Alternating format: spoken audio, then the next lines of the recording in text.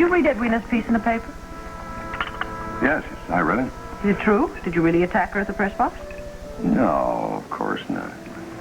I simply told her to watch her mouth and control her typewriter. Then I think you should demand a retraction from the Chronicle. Oh, I don't know. Left alert.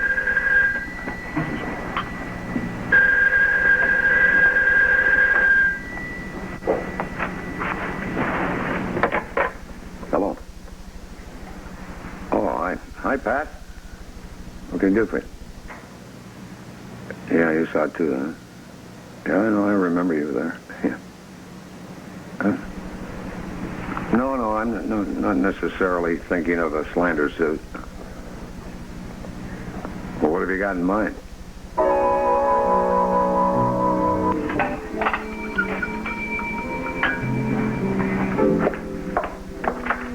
Melinda! Good morning. Come in. I hope I'm not interrupting anything. No, come in. It's cold. Would you care for some coffee? It's hot. Well, you're having some? Yeah, I'll just get another cup. What brings you out to this neck of the woods? Were you visiting Dorian? No, I wanted to apologize. It's been on my mind so much. I feel terrible about what I said to the police and then to the DA.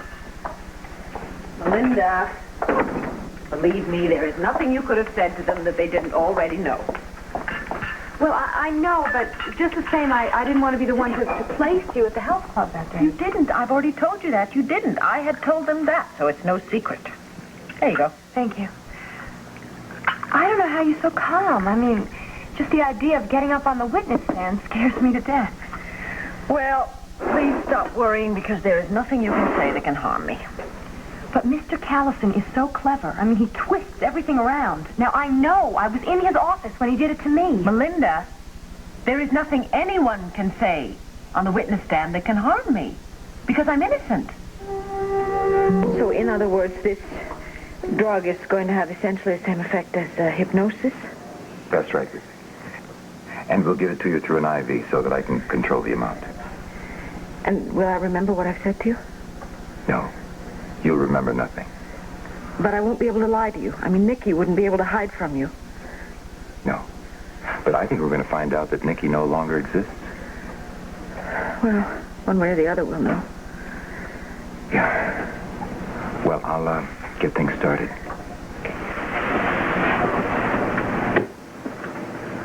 Viki, there's really nothing to worry about.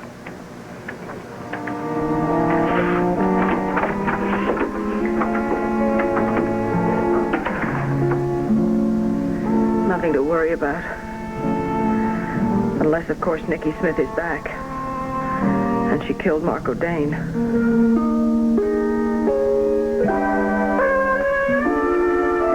Sorry you have to go through this, huh? Oh, hey, this is nothing. I'm going on trial for murder tomorrow. What's a little IV in my arm? You're a very courageous lady. I love you. Well, would you love me if I were crying? Of course I would. That's good, because I might. And you just give in to your feelings, Viki. Oh, Larry, I'm so scared. I'm so scared Nikki's back. It would be just like her, you know, to come out at the most crucial moment of the trial, all smiles, and announce that she murdered Marco Dane, and whether she did or not. Listen, Nikki Smith was not a violent person.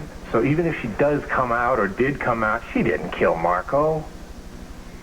Yeah, well, I guess we'll find that out now pretty soon, won't we? Thank you so much for being here with me. We've been friends for so long. That's why I'm here. How's Joe? Hey, he's fine. He's a little nervous. You know, Joey never lets anything show on the surface. I know. I worry so about him. He's had to be so strong for me. I think if Nikki Smith really were back, it would hurt him so much. He'd go through anything for you, Viki. I know, but he already has. He went through Nikki Smith 8 years ago. Why should he have to do it again? Who's to say he's going to have to, or that you're going to have to? I know. I'm sorry. I think I'm just preparing myself in case I wake up in a few hours and find out Nicky is back. Vicky. Well, thank you for stopping by and for your reassurance. Here you now. Well, then I guess it's time for me to go. Good luck. Goodbye. Larry, I'd like to talk to Vicky alone for just a minute, okay?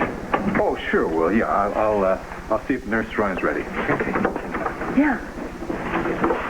Well, how long does it take for this sodium pentothal to work? 2 to 3 minutes. Vicky, we've got to talk about something very important. Something we should have talked about earlier, but we were in such a rush to get this started tonight. Well, what is it? When you're under the influence of the drug, and I start asking you about your relationship with Marco, it's bound to come out that the only reason you got involved with him was because he had made Karen a prostitute. Well, yes, but you're her psychiatrist. Surely you know about that. And Larry. Oh, my God, Larry. If he's in the room, he's bound to find out. Oh, no, we can't let that happen. No, I wouldn't hurt him for anything in the world. But how am I going to change my mind about having him in the room? Why would I? I don't know, but there's got to be some way. Oh, we have to think of a way quickly. Here, I want to talk to you. What's going on? I thought you wanted me in here with you. Oh, Larry, I've changed my mind. You see, I think maybe I might say something that I don't want you to hear. Well, I'd understand that. Larry, trust me, you might not. The questioning can begin in about a minute, Doctor. Oh, Larry, please go away. Go home to Karen. Please go away. All right. Take it easy. You'll be all right.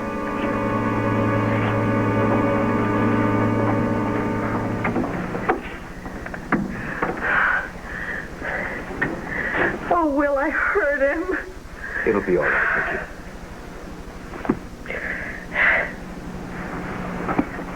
All right, Vicky. Start counting backward now from 100. Okay, 100, 99, 98, 97, 96, 95, 94, 93.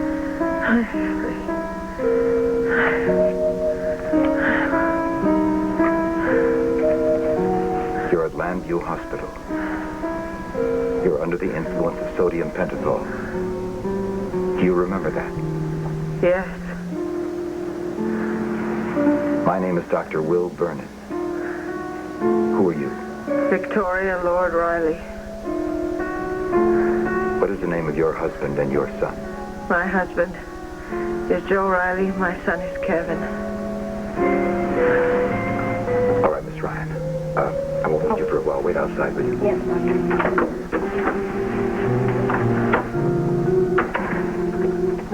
Vicky, do you have a friend named Pat?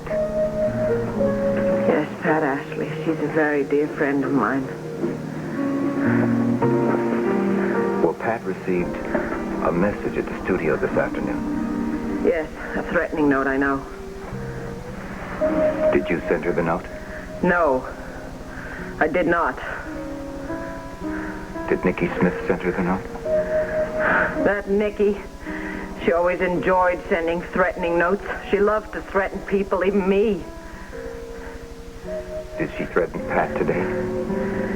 Since Pat is my close friend, she'd hate Pat because Nicky hates me.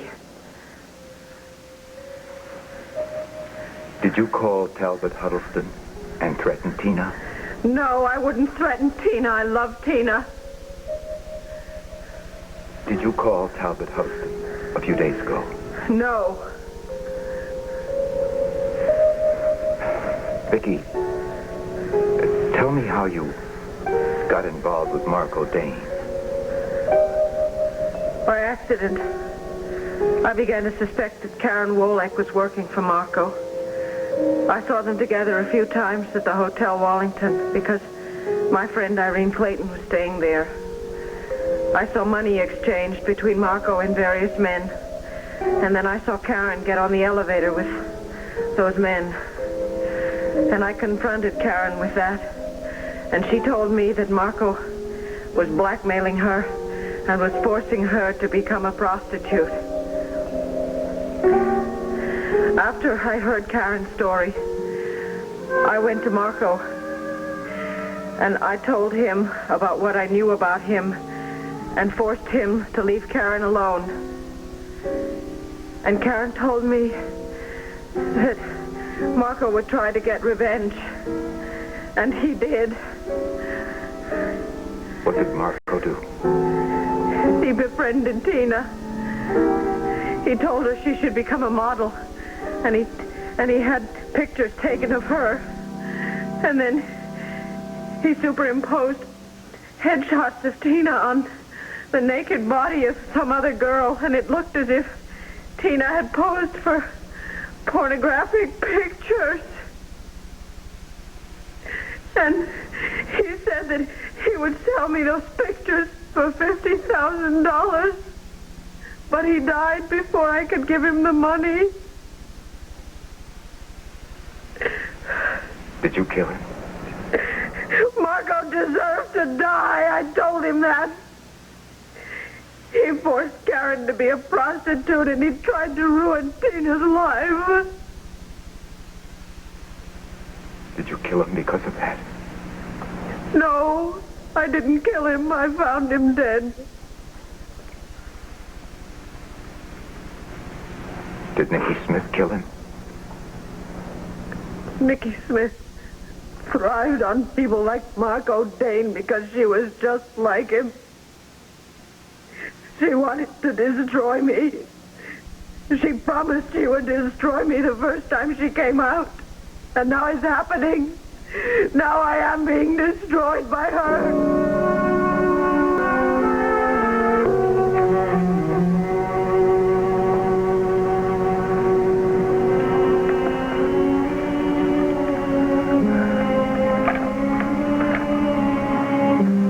Viki. I have no more questions. I'm sure you're exhausted. Yeah. Miss Ryan. Yes, Doctor. Disconnect the IV and make Mrs. Rodiger comfortable.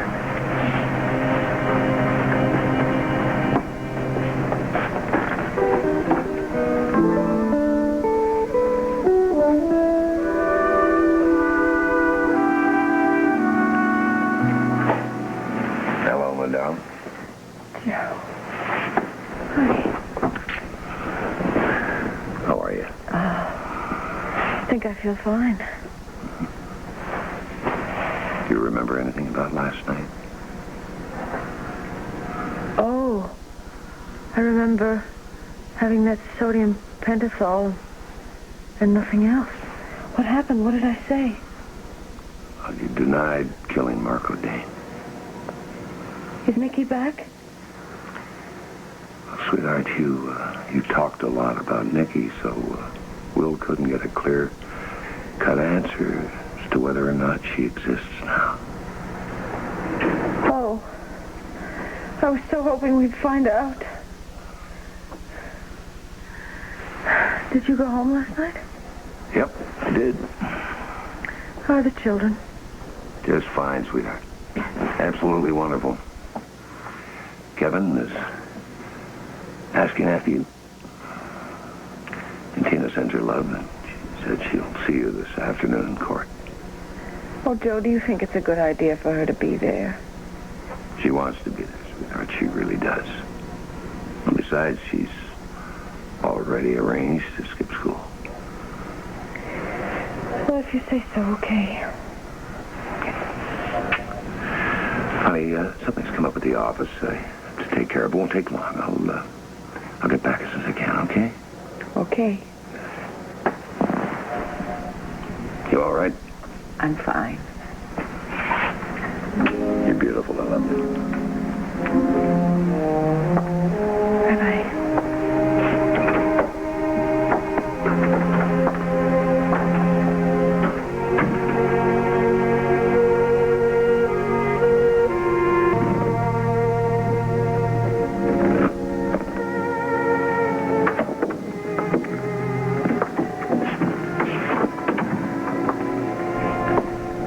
My gal.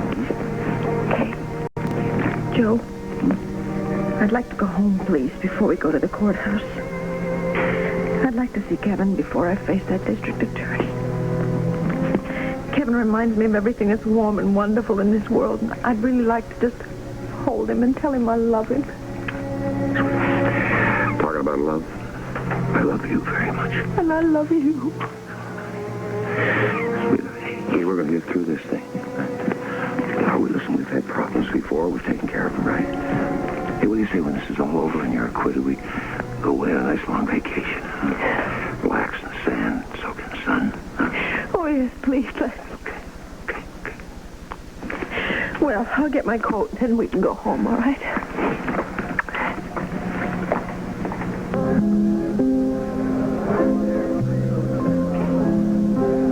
Honey, we should go in. Oh, please, Joe, give me one. Oh, sweetheart.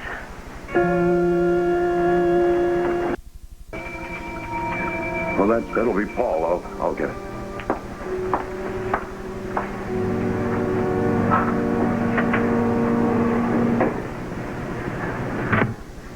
Come in, Paul. Oh, thanks, Joe. I'm in the study. Yeah, I'm on my way back to Pine Valley. Let me just leave my coat right here. That'll be fine. I just want to talk to Viki. Hi, Viki. Listen, I know you must be exhausted from today's activities. I'm not going to stay very long, all right? But I just wanted to touch base with you for a second. Sit down, Paul. Thank you. Sure. I want you to know that after today's session, I have a clearer idea of the direction that Callison seems to be heading in. He called 2 witnesses, and both of them, Myrtle Burke and the pawnbroker McBride, were both used to establish the existence of Nicky Smith. Well, why is that a priority all of a sudden? Because I think Callison is really attempting to blur the distinction between Viki and Nicky in the jurors' eyes. I mean, he's trying to have it both ways. What do you mean? What do you mean both ways? Well, I don't know if you were aware of it or not, but he very skillfully avoided any mention whatsoever of a multiple personality disorder or any mental illness whatsoever. See, it's already been firmly established that Victoria Riley is competent to stand trial, but what he wants to avoid at all costs is the possibility of a temporary insanity defense for Nicky Smith. So you see, by attempting to link Viki and Nicky, that's his strategy, to have the self-same competent person standing trial. Okay, is that a workable strategy? I certainly hope not, but it's a gutsy one, I'll grant you that. Now, I think what he's banking on is the probability that most of these jurors don't have a clear-cut idea of how a multiple personality disorder will affect the person involved. So, trying to blend Nicky and Viki is really his best chance, particularly since he doesn't have a clear-cut motive for Viki to try to kill Marco Dane, but with Nicky Smith, that's a different story entirely. In other words, Nicky Smith had the classic motive of jealousy. That's why Callison tried to establish the fact that Nicky and Marco were lovers. Joe, I don't know if that in itself is strong enough, and we're going to certainly find out soon enough when we really learn which way Callison will head on that thing. But I think the important thing to remember is that he does not have a clear-cut motive for Viki. Well, it's a good thing that he hasn't got wind of Tina's connection with Marco. Let's hope he never finds out about that. Well, we certainly won't tell him, but what about Edwina Lewis? Oh, no. I mean, aren't we forgetting the fact that Edwina overheard Marco and Tina talking when Marco was trying to persuade Tina to run off with him? And I warn you guys, if Edwina remembers that, she's going to realize pretty fast what an important piece of information she's got. Yeah, then she'll blast it all over town. Well, I don't think that she will win the Nice Lady Award for this year. On a Richter scale of ruthlessness, I'd give her about 8.5. Marvelous, isn't it? Our future depends on whether or not Edwina figures something out.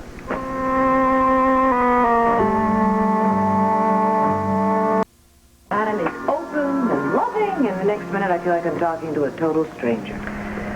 Well, I guess it seems that Mr. Brewster has a problem in getting close to people. Oh, no, we're close. Sometimes. I just wish he'd be a little more consistent about it. I mean, if he was a cold fish all the time, I would have written him off a long time ago, and I wouldn't be bending your ear about him. It's a welcome relief, believe me. So the constant changes confuse you. confused me. I feel like I've got whiplash. You know, you could look on it as a good sign. How do you figure that? I think that Adam probably prides himself on being a bachelor all these years. And you have finally hooked him, and he is well and truly caught. So I think when you least expect it, he's going to slip an engagement ring on your finger. Don't hold your breath. Oh, man, who can understand them, huh? Oh, believe me, I don't know. Joe could probably help. But he's exhausted. He's taking a nap. Oh, my gosh, you must be too. And here, look at me. You're on trial, and I am sitting here talking about Adam Brewster, as always. That's a nice diversion. You have a standing invitation to discuss Mr. Brewster with me anytime you like. Oh, yeah. Famous last words. Listen, I am going to be taping my show very early tomorrow morning, so I should be able to spend the day in court. It would be nice to see your face. So say hi to Joe for me, okay? Yeah, I will.